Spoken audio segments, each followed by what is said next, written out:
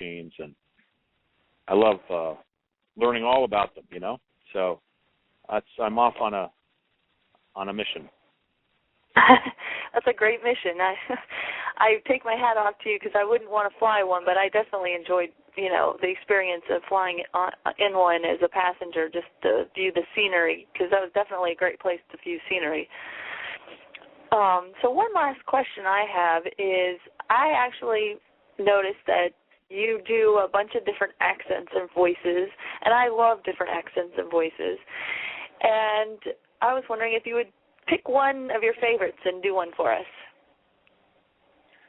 Well, my favorite accent is my father's accent, and it's because I was so just close to him, and I can hear his voice, in my mind. Mm-hmm. Whenever I think of my father, I remember his voice. I remember his whole demeanor, and he was such a prideful, macho guy. I mean, he left a big impression on the world, but on me mostly. So we had so great a time together. It was, the time that I had with my father was short-lived, but it was, significant. And he used to say, Lorenzo, we may not spend a lot of time together, but it's quality, if not quantity. And that's just the way it was with Dad. I mean, we didn't spend a lot of time together, but the time we did spend together was important and memorable. And there's a kind of a little story that I tell. I used to do a cabaret show where I would sing songs and tell stories, and the cabaret that I wrote was kind of a tribute to my parents and to an era of standard music, like the Irving Berlin songs and the Sammy Cahn songs, and those songs from the American Songbook, Night and Day, and all. I sang all those songs, and I told stories. And one story I told was after I had my wreck on my motorcycle. I got in a motorcycle when I was 18, and I was riding around the street, like an idiot. I just thought I was invulnerable, like most teenage kids, and I had a horrible crash, and I was in the hospital, and had a swelling on the brain, and they were, I woke up and I couldn't talk, and everybody was just all freaked out, including me and my dad. And, he made me promise that I would never get another murder cycle. That's what he called the murder cycle. Oh, my gosh, yeah. So, I didn't want to worry him. I said, sure, Dad, that's fine. But I knew that one day I would get back on a bike because there was something about those machines. It gave me such a rush, I had to have a bike. So after a couple of years, I got another bike, but I hid it from him. Mm-hmm. I was in an apartment. I had my own apartment, little bachelor apartment, and I had a in between the two apartment buildings, there was space for a bike, and I kept it in between the buildings with a cover on it, so he never saw it when he came over to visit. But one day, I'm on the street on a bike, and I'm at a stoplight, and I see his car approaching from the other direction. And I'm thinking to myself, holy crap, he's going to see me on this frickin' motorcycle that he doesn't know I have. He's going to be so upset. He's going to be so mad. Oh, my God. So I'm looking for a place to go, and there's no place to go. I'm at the crosswalk at the front of the line waiting for the light to turn green. He's at the crosswalk at the front of the line at the other side of the street waiting to go green. And as we pass each other, as if it were in slow motion, I saw him look over at me, And I looked over at him at the same time, and in a strong Spanish accent, with his arm straight up in the air, I heard him yell, "Asshole! Asshole!"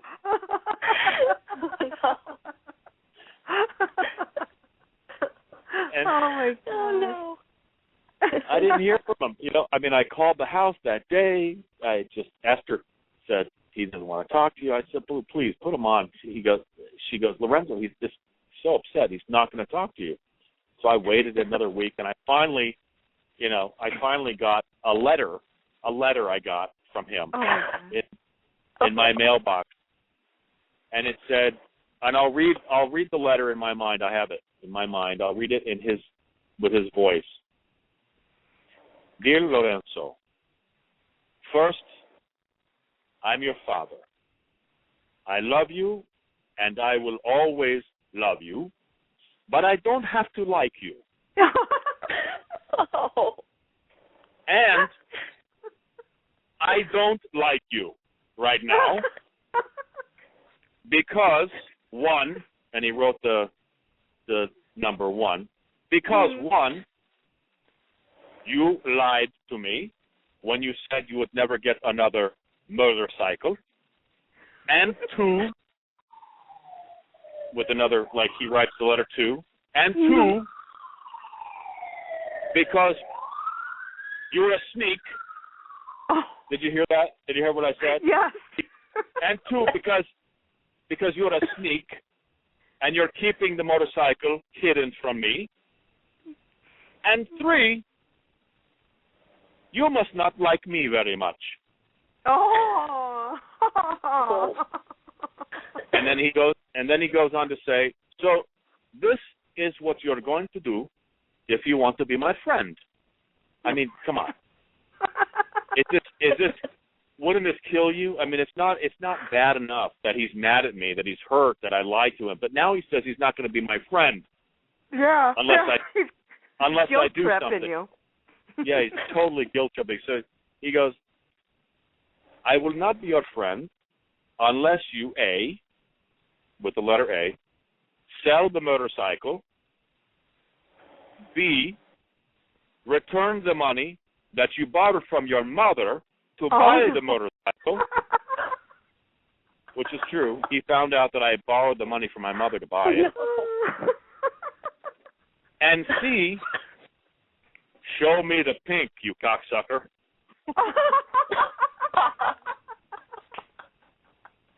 Well, my goodness.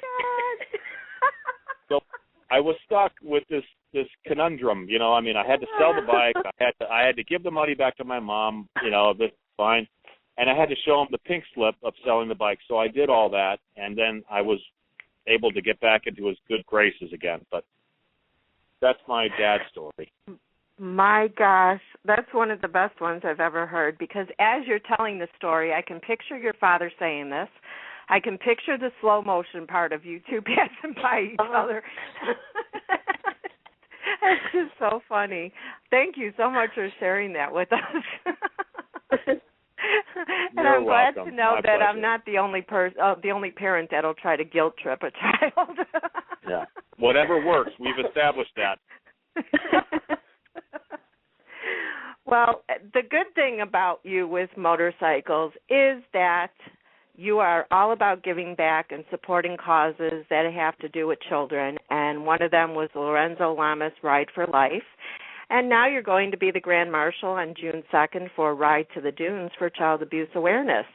And I'd love for you to tell our listeners more about it, because I just think that there's nothing better that you can do is to help a child. No, because, these kids that are in domestic violence homes and are subject to abuse and God knows what else. They don't have a voice. These kids are too scared to tell anybody, whether it be a teacher, a counselor, a neighbor. They're too frightened, and this is all about getting the word out to them, to these kids that are, that are in desperate need of help and attention. To let them know that they can go to a website, BACA.org. That stands for BikersAgainstChildAbuse.org. It's run by a phenomenal group of people, all professionals, all that have their own jobs, their own lives. But, you know, they're a motorcycle club, and they will show up at your house, and they will park their bike outside of your house, and they will be there as much as you need them to be there.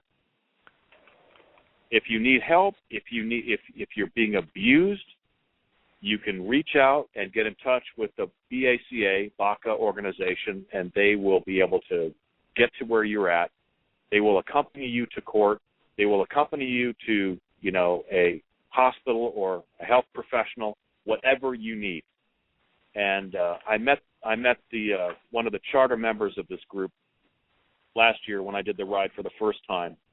And, you know, I just think it's a phenomenal selfless act that people do, that not only, I mean, they're not just throwing money at a problem. They're actually like, they will leave their workplace, and they will be where a kid needs them to be. And it's just a phenomenal group of people.